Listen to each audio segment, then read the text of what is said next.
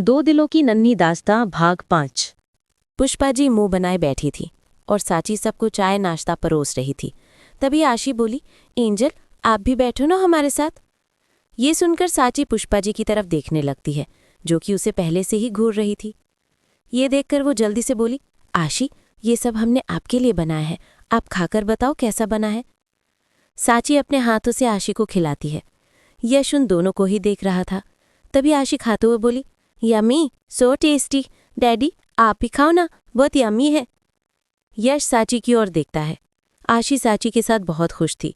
वहीं साची को हंसते देख पुष्पा जी मन ही मन कुड़ रही थी। उन दोनों को देखकर विनोद जी के मन में तो कुछ और ही चल रहा था। कुछ देर में यश उठते हुए बोला, अब हमें चलना चाहिए, काफ़ी समय हो चुका है।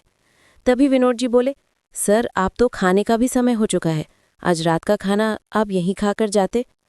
अरे नहीं विनोद जी, मॉम ने घर पर डिनर रेडी रखा है, वो भी हमारा वेट कर रही होंगी, अब हमें जाना होगा। आशी कहाँ है?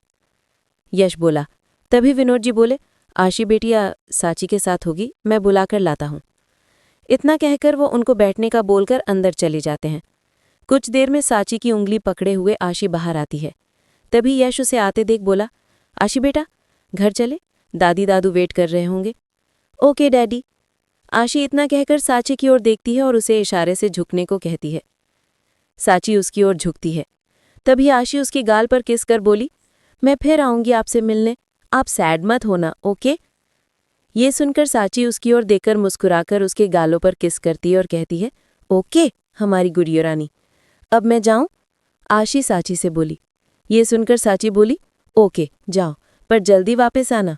आशी सबको बाय बोलकर वहां से चली जाती है। उनके जाते ही अब तक चुप बैठी पुष्पा बोल पड़ती है, कौन थे ये लोग और इस कलमुही को कैसे जानते हैं? तभी विनोद जी बोले, ये मेरे सर थे जिनकी कंपनी में काम करता हूँ, मिस्टर यश शेखावत, और वो उनकी बेटी आशी। हमारी बच्ची ने उनकी बेटी की जान बचाई थी, इसलिए वो सांची को पहचानते हैं। ये सुनकर पुष्पा जी बोली, लेकिन वो हमारे घर क्यों आए थे?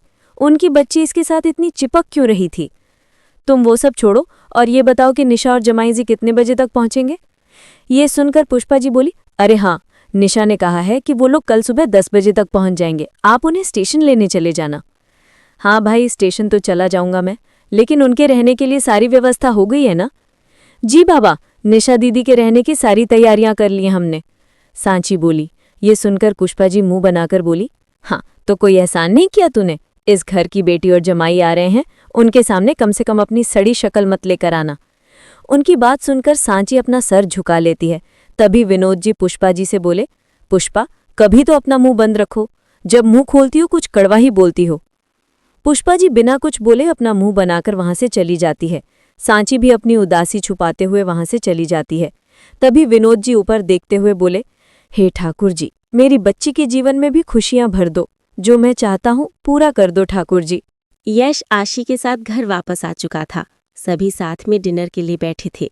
यशोदा जी आशी को खाना खिलाते हुए बोली, मेरी आशी तो बहुत खुश लग रही अपनी एंजल से मिलकर।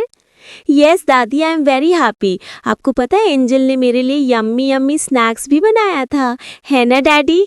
आशी बोली। उसकी बात सुनकर यश मुस्कुराकर हाँ में सर हिलाता है। तभी आशी आगे बोली, दादू दादी, आपको पता है एंजल को मैंने अपने स्कूल और सारे फ्रेंड्स के बारे में बताया और मैंने वहाँ बहुत एंजॉय किया दादी। कितना अच्छा होता ना अगर एंजल भी हमारे साथ ही रहती। आशी की बात सुनकर यश खाते खाते रुक जाता है। वहीं मोहन और यशोदा जी यश की ओर देखने लगते हैं।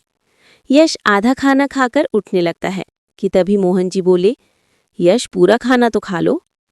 पेट भर गया डैड, आप सब खाइए, मुझे कुछ इंपॉर्टेंट काम है। इतना कहकर यश वहां से चला जाता है। तभी आशी बोली, डैडी ऐसे क्यों चले गए दादी? कुछ नहीं बेटा, तुम्हारे डैडी का पेटू भर गया ना, इसलिए वो चले गए। चलो आप भी जल्दी से अपना पेटू फुल करो। इतना कहकर यशोदा जी उससे खाना खिलाती हैं। सांची अपना सारा खत्म करके एक छोटे से कमरे में नीचे दरी बिछाकर लेट जाती है। तभी उससे अपनी पीठ पर कुछ चुभता हुआ महसूस हुआ। वो उठकर बैठ गई और नीचे देखने लगी। तभी उसे एक छोटा सा ब्रेसलेट मिला। ये ब्रेसलेट तो आशी का है। वो उस ब्रेसलेट को अपने हाथ में लिए हुए बोली। उस ब्रेसलेट को देखकर उसे आशी के साथ बिताए पल याद आने लगे। ये सब सोचकर उसके चेहरे पर मुस्कान आ गई। एक आप ही हो आशी, जिसके साथ रहकर हमें सुकून मिलता है, जिसके साथ रहकर हम अपने सारे दुख भूल जाते हैं। पता नहीं ऐसी कौन सी डोर है जो हम दोनों एक दूसरे की ओर खींची चली आते हैं। ठाकुर जी ने तो हमसे हमारी सारी खुशियां छीन ली हैं, लेकिन जब से आप हमें मिले हो, ऐसा लगा जैसे जीने की एक वजह मिल गई हो। वो खुद से आशी के बारे में सोचते हुए बोली। सुबह होते ही वो अपने सारे काम खत्म करती है। विनोद जी भी अपनी बेटी निशा को स्टेशन लेने चले जाते हैं। पुष्पा जी अपनी बेटी और जमाई के लिए तरह तरह के पकवान सांची से बनाने को कहती हैं। सांची खाना बना रही थी, लेकिन उसके मन में कुछ और ही चल रहा था। वो अपनी सोच में खोई ही थी कि तभी किचन में पुष्पा जी आते हुए बोली, अरे ओ महारानी, खड़े खड़े सोच के आ रही है, जल्दी जल्दी हाथ पैर चला। मेरी निशा कभी भी आती होगी, अगर खाने में कोई गड़बड़ी हुई तो तुझे पता है ना मैं क्या करूंगी तेरे साथ।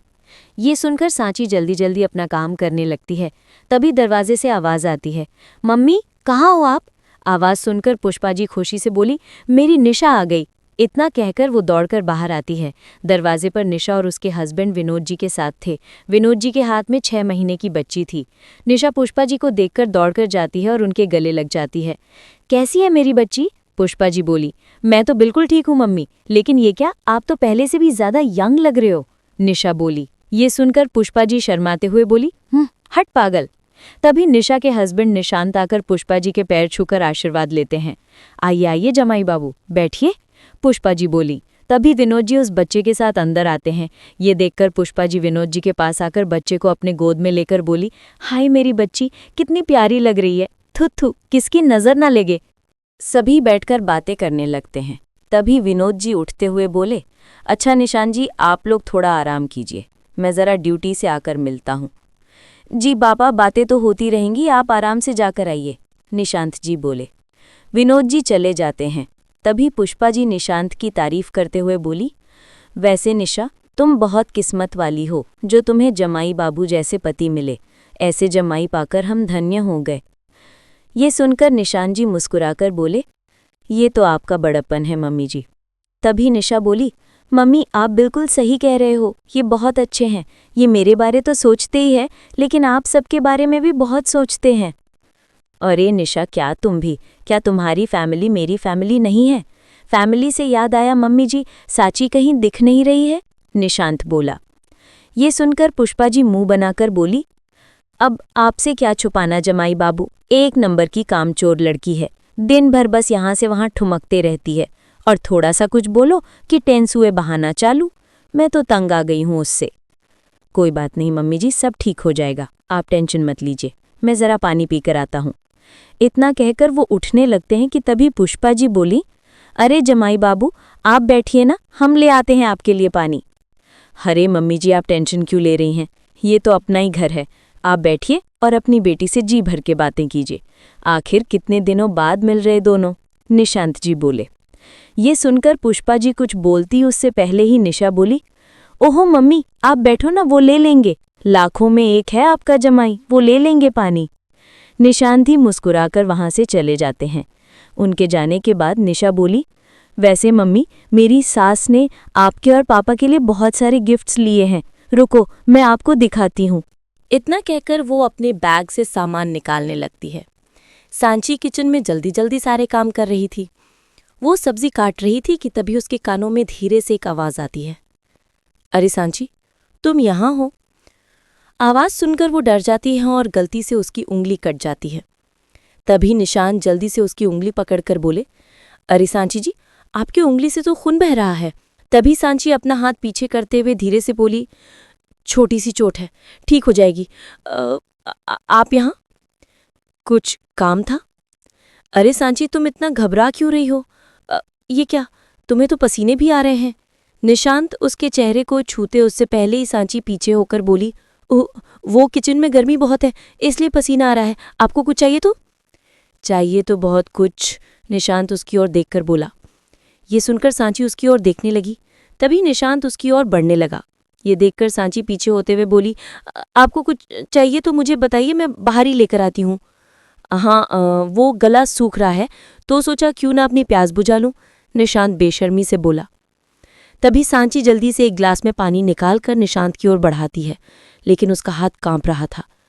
तभी निशांत जी ग्लास के बहाने सांची का हाथ पकड़ लेता है।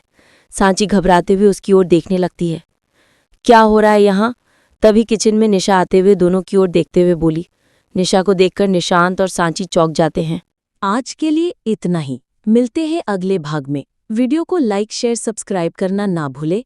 Bye bye.